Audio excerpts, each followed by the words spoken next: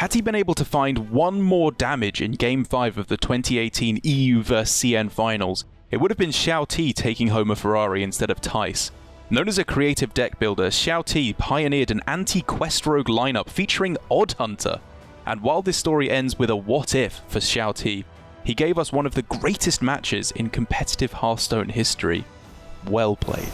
XiaoT has been impressing us on the biggest stages for years now. In the 2018 HCT Summer Championship, he made an unconventional play of King Crush instead of a charged Devilsaur to trade into a taunt. It might look odd, but if you remember your Evenlock fundamentals, XiaoT's play denied Tansoku's Spellstone plus a 4-mana threat by forcing him to play a Defile to answer the 8-1.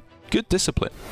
XiaoT had no business winning this game in the semi-finals of Gold Open Sanya. Against a Quest Rogue where he was the clear aggressor, his opening hand with a Lich King and double Consecration offered him nothing to build a board with. However, XiaoT's decision to clear a single lifesteal minion with a Pyro, Equality and Consecration was just enough to get him over the line, and it was the Quest Rogue that folded in the end.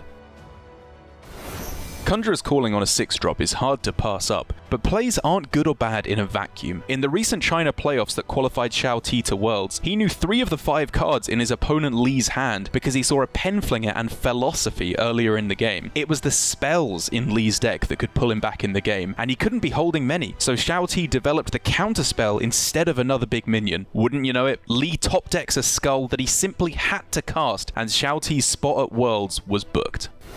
It's a bold strategy to start putting your essential combo pieces on the board for tempo as Malagos Druid, especially against a Soul Demon Hunter packing plenty of removal, but XiaoT did just that in the Gold Open Shanghai semi-final, and with good reason. His opponent's Soul Fragment count was still at 0, so Shard Shatter Mystic clears were offline. And what were the odds that he had access to a Blade Dance clear when he clearly hadn't found Marrow Slicer yet?